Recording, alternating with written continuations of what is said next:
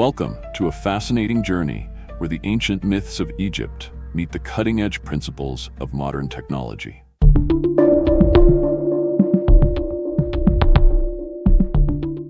Today, we're diving into a thought-provoking topic: the potential connection between ancient Egyptian mythology and the scientific concept of evaporative cooling. This isn't just about gods and goddesses. It's about how the Egyptians might have observed nature's processes and possibly even applied them in remarkable ways, like within the Great Pyramid of Giza. The fundamental claim is that elements from Egyptian mythology, Ankh, Aker, Taweret, Bes, Denderabulb, are combined with modern engineering terminology, and the pyramid may have been designed as an advanced cooling system utilizing water and air movement. Elements such as the sarcophagus for water purification, the Grand Gallery's impact mechanism, and the inclined well for mist production represent a speculative interpretation, blending ancient Egyptian technology with modern engineering concepts. So, let's check this mystery step by step. First, let's talk about the heart of this idea: evaporative cooling. This is a natural process where water evaporates into the air, absorbing heat and leaving the surrounding environment cooler. It's a principle used even today in desert climates with technologies like swamp coolers. But could the ancient Egyptians, with their deep connection to the Nile and the harsh desert sun, have understood this thousands of years ago? That's where their mythology comes into play, serving as a symbolic lens through which we can explore their knowledge of the world. At the core of this mythological framework are Nut and Geb, two deities who represent the fundamental physical components of the water cycle. Nut, the goddess of the sky, is often depicted arching over the earth, her starry body symbolizing the heavens. In the context of nature, Nut can be seen as the embodiment of moisture in the air, the evaporated water that rises from the earth and forms clouds. Geb, her counterpart and the god of the earth, lies beneath her, representing the solid ground and, more crucially, the liquid water found in rivers, lakes, and the life-giving Nile. Together, Nut and Geb mirror the water cycle's essential dance. Water evaporates from the earth, rises into the sky as vapor, and eventually returns as rain. This alignment suggests that the Egyptians had a keen observational understanding of how moisture moves through the environment, a concept that aligns beautifully with the science of evaporative cooling. Now, let's bring in Shu and Tefnut, the divine duo who govern the air and its moisture. Shu, the god of air, is often portrayed as lifting Nut above Geb, creating the space between earth and sky. In scientific terms, Shu can be interpreted as the dry, warm air that drives evaporation. When dry air moves over a water source, it absorbs moisture, triggering the cooling effect as heat is drawn from the surface. Tefnut, Shu's sister and the goddess of moisture, complements this process by representing the humidity that results from this evaporation. Their mythological partnership reflects a balanced understanding of how air interacts with water, a dynamic that is central to evaporative cooling. This synergy between Shu and Tefnut suggests that the Egyptians might have recognized the role of air movement and moisture in regulating temperature, a remarkable insight for an ancient civilization. But the story doesn't end there. Let's explore how this mythological framework might extend to a practical application, particularly within the Great Pyramid. Here we encounter Aped, Atum, Nefertem, and Amun, deities whose roles have been speculated to connect to a potential evaporative cooling system.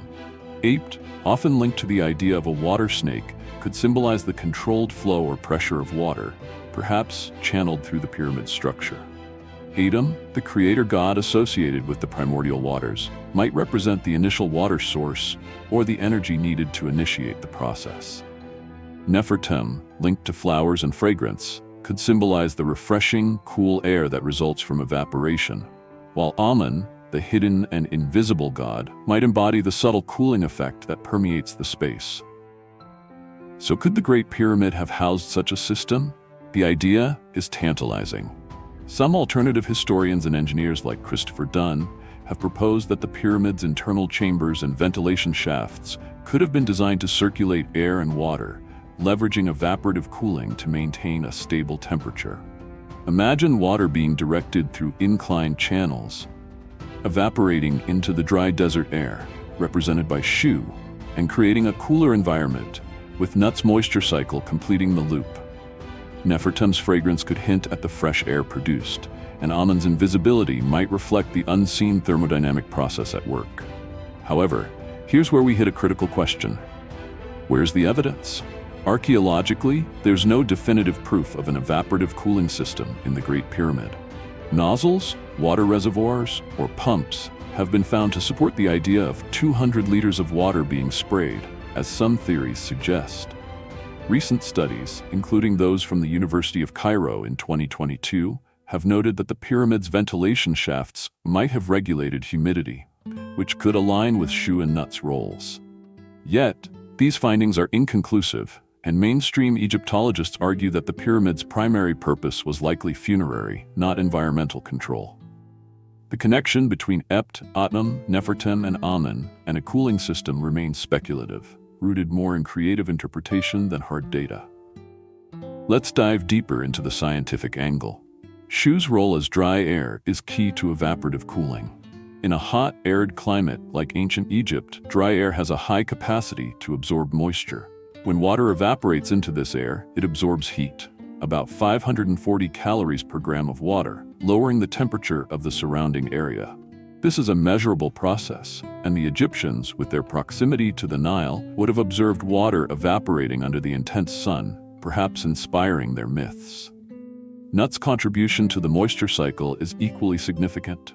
As water vapor rises, it can condense into clouds, releasing heat and potentially influencing local weather patterns, a cycle the Egyptians might have linked to Nut's celestial dominion. But does this mythological symbolic framework truly align with Egypt's nature understanding, or does it stretch the evidence too far?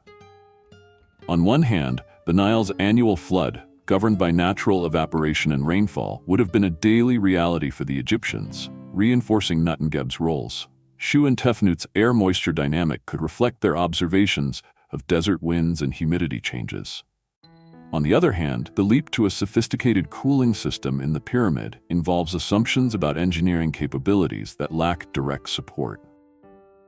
The alignment is compelling as a cultural narrative, but its practical application in the pyramid remains unproven.